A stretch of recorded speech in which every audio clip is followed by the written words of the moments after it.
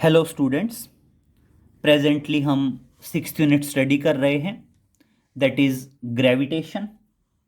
और आज हम पढ़ेंगे बेटा एस्केप स्पीड के बारे में। आप उसको एस्केप स्पीड भी कह सकते हैं, एस्केप वेलोसिटी भी कह सकते हैं, वो एक ही बात है। तो देखिए, टॉपिक है दैट इज एस्केप स्पीड कह दीजिए, या उसको कह दीजिए एस्केप वेलोसिटी। ठीक है, एक ही मतलब होता है, चाहे एस्केप स्पीड कहो और चाहे उसको कह दो एस्केप वेलोसिटी। अब समझिए है क्या एस्केप स्पीड या एस्केप वेलोसिटी क्या है। बेटा मान लीजिए ये आपकी अर्थ है, ठीक है। अर्थ का सेंटर मान लीजिए ओ, रेडियस मान लीजिए आर, और मास मान लीजिए कैपिटल एम। ठीक है, और बेटा ये मान लीजिए that is the gravitational field of the earth. ये क्या है, इसको मान लीजिए that is gravitational field of the earth. ये क्या आ गया, अर्थ का ग्रेविटेशनल फील्ड आ गया। और ये अर्थ सरफेस पे बॉडी मान लीजिए जिसका मास है स्मॉल एम। कहां पे है, अर्थ सरफेस पे एट पॉइंट ए। ठीक है, अब हम इस बॉडी को अपवर्ड प्रोजेक्ट करें और ये बॉडी ग्रेविटेशनल फील्ड को क्रॉस करके इनफाइनाइट पे चली जाए। मैं इसको अपवर्ड प्रोजेक्ट करूं और ये ग्रेविटेशनल फील्ड को मान लीजिए मैंने अपवर्ड इसको प्रोजेक्ट कर दिया विद वेलोसिटी v, और ये इस ग्रेविटेशनल फील्ड को क्रॉस करके कहां चली जाए, इनफाइनाइट में चली जाए, तो इसे कहेंगे एस्केप स्पीड। मतलब एस्केप स्पीड क्या है, किसी भी बॉडी को अपवर्ड डायरेक्शन में प्रोजेक्ट करें with some minimum velocity so that it crosses the gravitational field and never come back on the earth surface. Basically क्या है, आप किसी भी बॉडी को अपवर्ड प्रोजेक्ट करते हैं तो वो वापस अर्थ सरफेस पे आती है, क्योंकि बेटा वो ग्रेविटेशनल फील्ड के अंदर होती है। अगर मैं उसको इतनी वेलोसिटी दूं कि वो अपवर्ड मूव करे और ग्रेविटेशनल फील्ड को क्रॉस कर जाए, तो वो कभी भी वापस नहीं आएगी, और उसको हम क्या कह देंगे, that is known as the escape speed. तो देखना एस्केप स्पीड क्या बताओगे, the minimum speed, the minimum speed with which, the minimum speed with which a body is projected, with which a body is projected in the upward direction, with which a body is projected in the upward direction so that it crosses the gravitational field of earth, so that it crosses the gravitational field of earth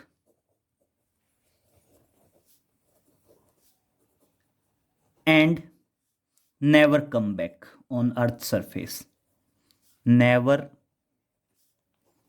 come back on earth surface. Clear, और बेटा कभी भी earth surface पे वापस ना आए तो उसे कहते हैं एस्केप स्पीड। क्लियर, अब समझिए बेटा, यस क्लियर करिए। मैं सबसे पहले डायग्राम के बारे में बताता हूं। डायग्राम क्या है, डायग्राम में हमने यही कंसीडर किया है, कंसीडर अर्थ ऑफ मास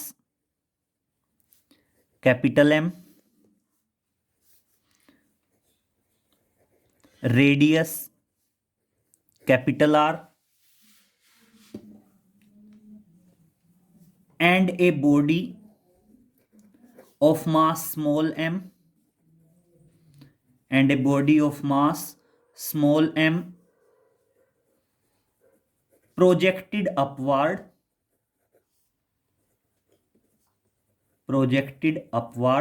और एक बॉडी है बेटा जिसका मास क्या है, स्मॉल m है, projected upward with velocity v। और कितनी वेलोसिटी से अपवर्ड प्रोजेक्ट किया गया बेटा? v वेलोसिटी से अपवर्ड डायरेक्शन में प्रोजेक्ट कर दिया।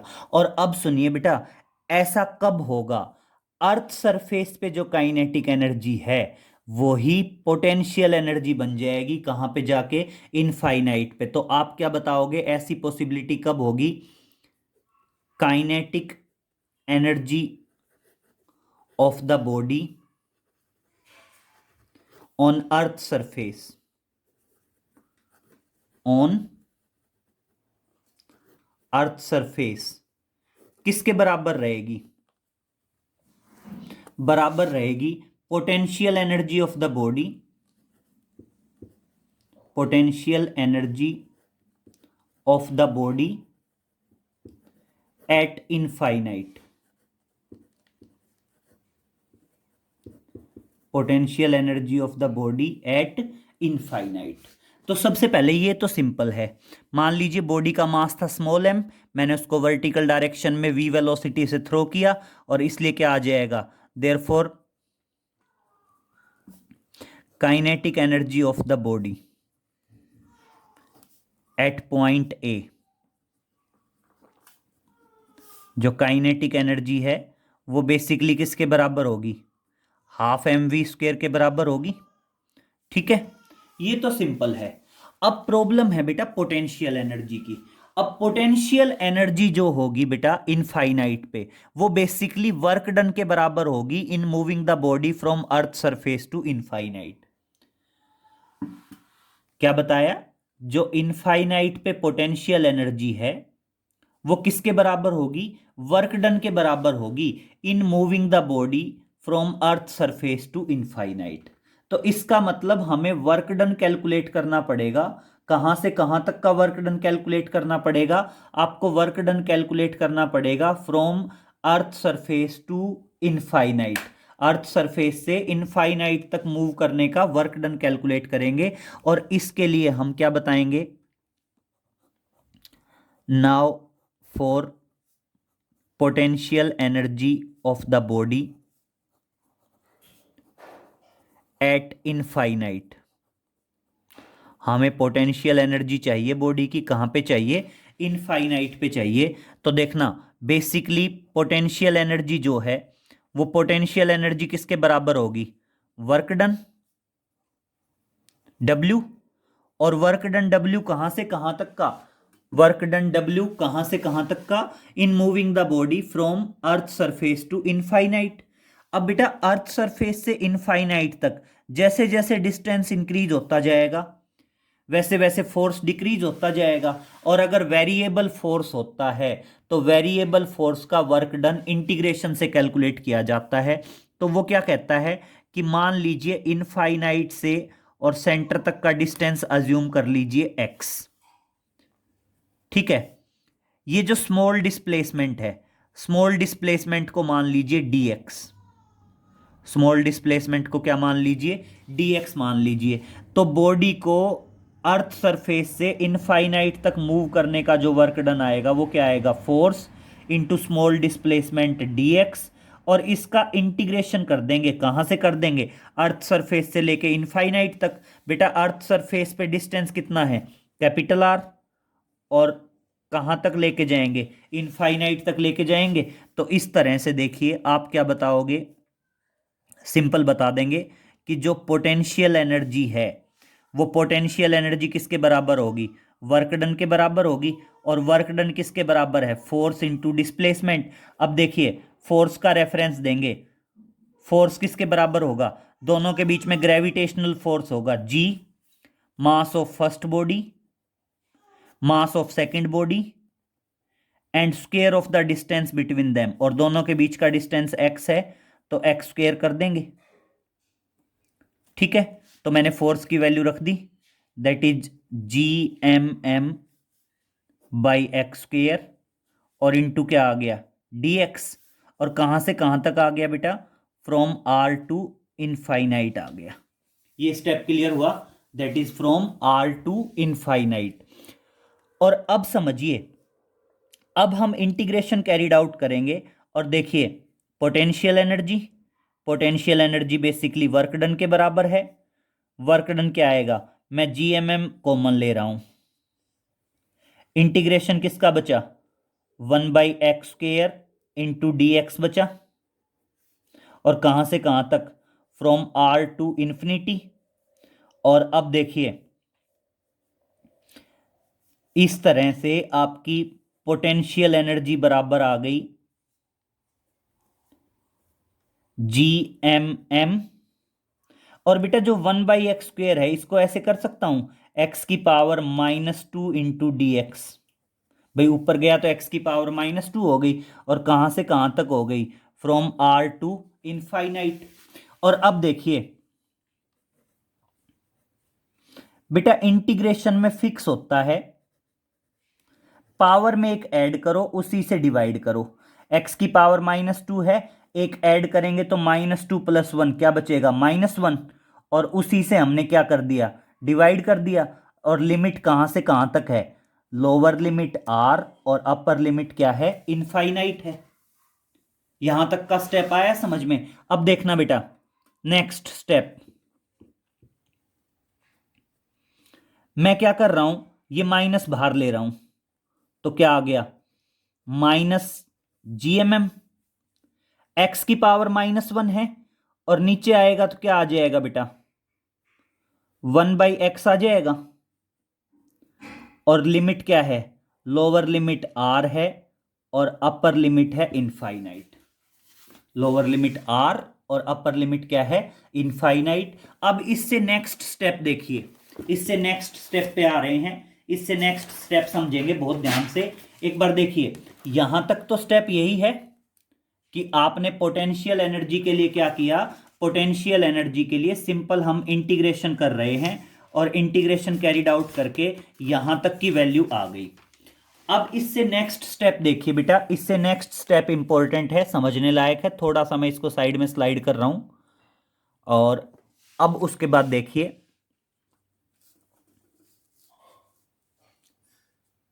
ये था।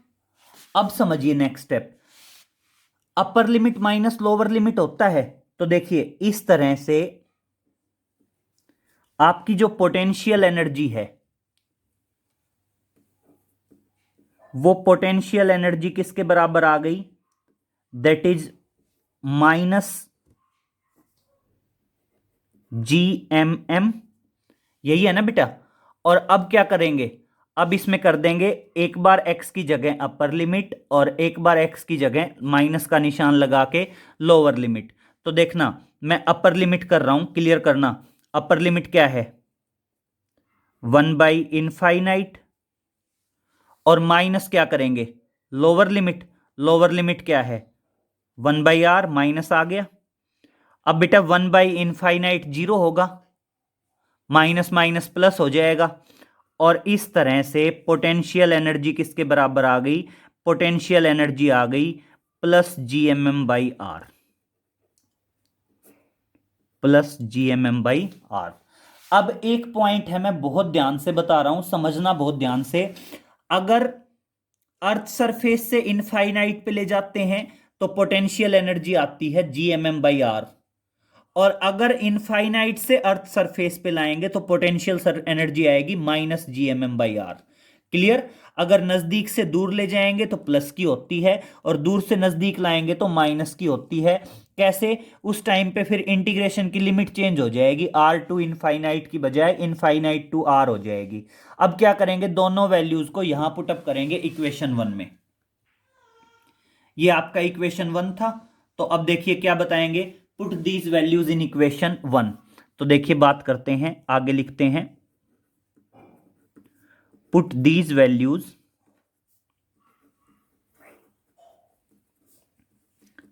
In equation 1। वैल्यूज को कहां रख रहे हैं बेटा, इक्वेशन 1 में रख रहे हैं। इक्वेशन 1 में रख रहे हैं तो काइनेटिक एनर्जी को पोटेंशियल एनर्जी के बराबर रखना है। लिखो काइनेटिक एनर्जी, काइनेटिक एनर्जी क्या है, ½ mv², और किसके बराबर करना है, potential energy, that is GMM/r। बेटा m से m कैंसिल, और इस तरह से आपकी जो एस्केप स्पीड आ गई वो एस्केप स्पीड किसके बराबर आ गई, दैट इज √2 GM/r आ गया। This is the escape speed for any planet. ये अपने आप में क्या आ गई बेटा, एस्केप स्पीड आ गई for any planet, escape speed for any planet, किसी भी प्लेनेट के लिए। अब मेरी बात सुनिए बेटा, हम मास को क्या लिख सकते हैं, मास किसके बराबर हो सकता है, मास होता है, आप कहते हो वॉल्यूम किसके बराबर होता है, देखो डेंसिटी होती है, डेंसिटी हम पढ़ते हैं मास अपॉन वॉल्यूम, तो मास किसके बराबर आएगा, वॉल्यूम इनटू डेंसिटी। अगर हम स्फेरिकल माने तो स्फीयर का वॉल्यूम होता है 4/3 pi R cube, this is the volume. और इसको अगर मैं रो से मल्टीप्लाई करूं तो रो क्या मान लीजिए, डेंसिटी। और अब अगर मैं ये वैल्यू यहां पे रखता हूं तो देखना एस्केप स्पीड किसके बराबर आएगी, दैट इज √2 इंटू जी, और एम की जगह रख रहा हूं 4/3 पाई आर क्यूब, एंड रो मास की वैल्यू रख दी मैंने, और नीचे क्या था बेटा, नीचे डिवाइड में था आर, एक आर से एक आर कटेगा, और इस तरह से आपकी फाइनल एस्केप स्पीड क्या आ जाएगी, that is √4 into 2 8/3 pi G R square into rho. तो ध्यान रखना ये दोनों ही एस्केप वेलोसिटी के रिजल्ट हैं या एस्केप स्पीड के रिजल्ट हैं, ये मास की टर्म्स में है और ये किस में है, डेंसिटी की टर्म्स में।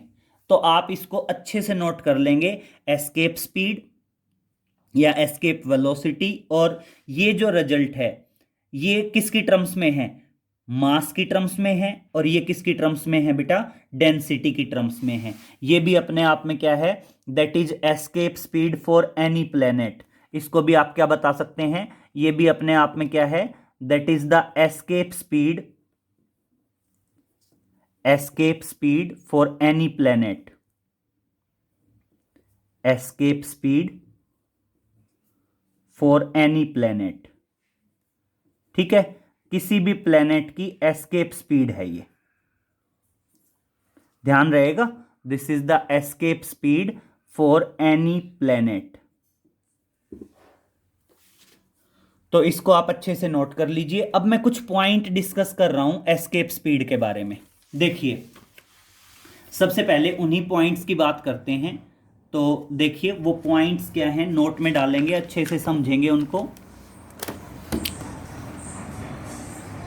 देखिए अगर मैं बात करूं, हमने अभी अभी एस्केप स्पीड पढ़ी है, तो सबसे पहला पॉइंट जो नोट में है वो क्या है, अगर मैं कहता हूं escape speed for any planet, पहला that is escape speed for any planet,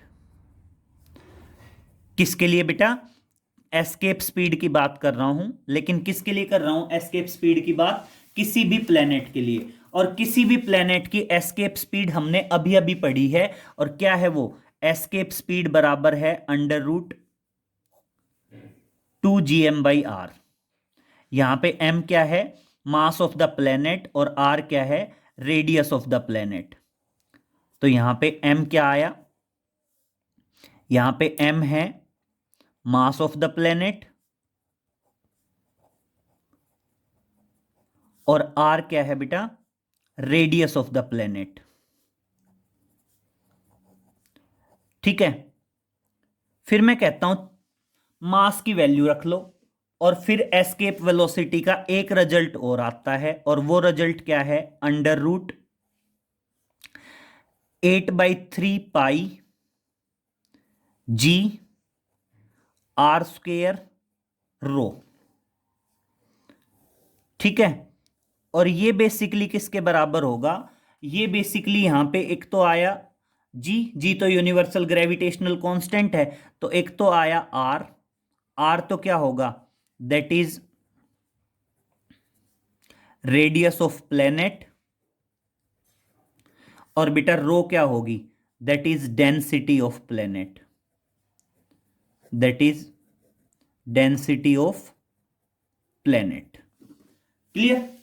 अब अगर मैं यही रिजल्ट अर्थ सरफेस के लिए लिखना चाहूं तो समझना, बहुत ध्यान से क्लियर करना। Escape speed for earth surface,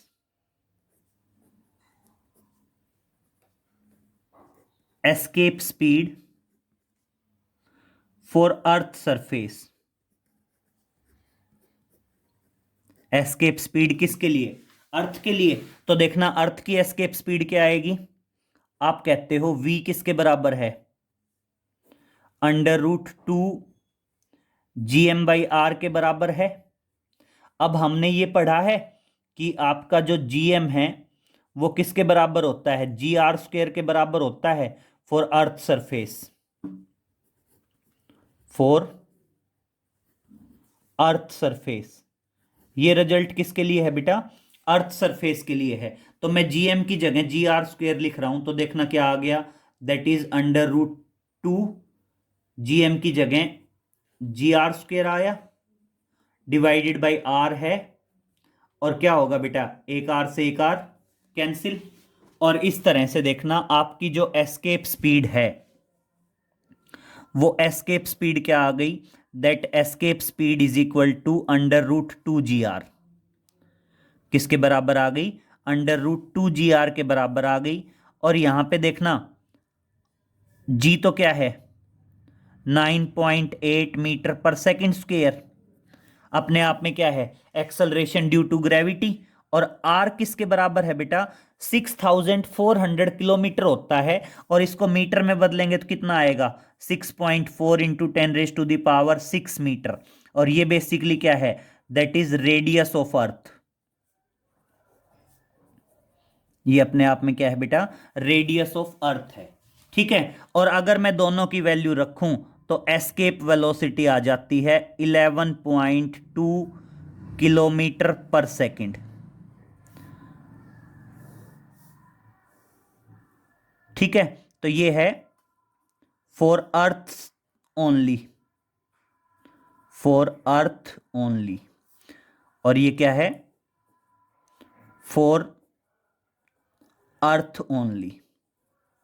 तो ध्यान रहेगा, मतलब क्या है, अगर हम अर्थ की एस्केप वेलोसिटी की बात करें तो अर्थ की एस्केप वेलोसिटी 11.2 किलोमीटर पर सेकंड है।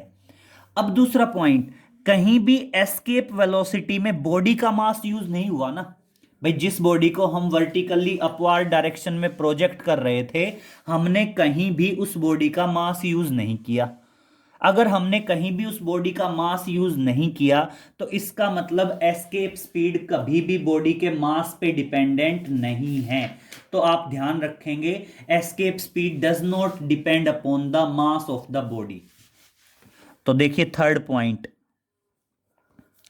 Escape speed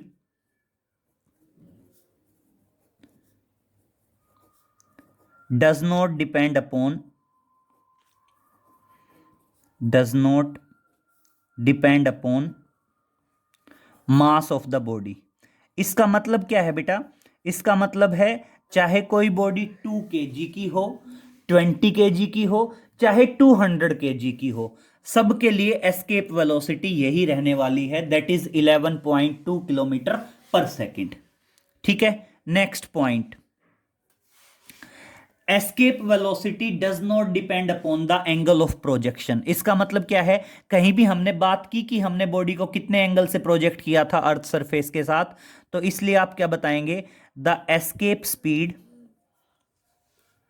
the escape speed does not depend upon,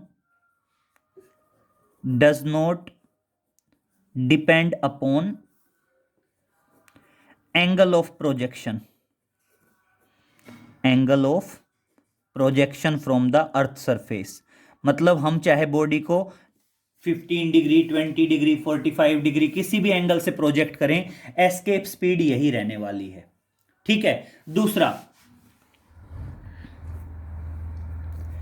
escape speed, escape speed of moon. अगर मैं किसकी बात करूं? मून की बात करूं तो एस्केप स्पीड ऑफ मून कितनी है? Escape speed from earth moon से कह सकते हैं, या ऑफ मून कितनी है, 2.3 किलोमीटर पर सेकंड। और बेटा ये क्या है, अपने आप में कम है, किससे कम है, RMS speed of gas molecule. Escape speed of moon is this which is less than RMS speed of gas molecule.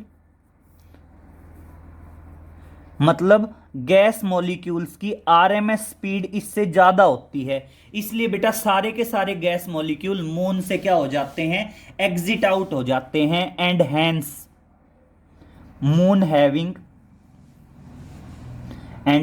Moon having no atmosphere, moon having no atmosphere. और इसलिए बेटा मून का कोई एटमॉस्फेयर नहीं होता, क्योंकि मून के लिए जो एस्केप वेलोसिटी है वो गैस मॉलिक्यूल की आरएमएस स्पीड से भी कम है। इसलिए क्या होता है, सारे के सारे क्या हो जाते हैं, एग्जिट आउट हो जाते हैं। नेक्स्ट ध्यान रखना, अगर मैं बात करूं relation between orbital velocity and escape velocity, तो ध्यान रखना जो एस्केप वेलोसिटी है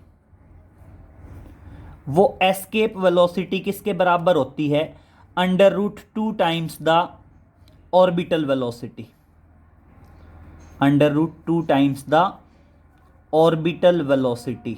मतलब हम कह सकते हैं कि जो एस्केप स्पीड है वो किसके बराबर होती है, √2 टाइम्स द ऑर्बिटल वेलोसिटी के बराबर होती है। लेकिन ऐसा कब होता है, close to earth surface, when satellite is revolving very close to earth surface. जब आपका जो सैटेलाइट है, जो बॉडी है, वो अर्थ सरफेस के बहुत ज्यादा क्लोज हो,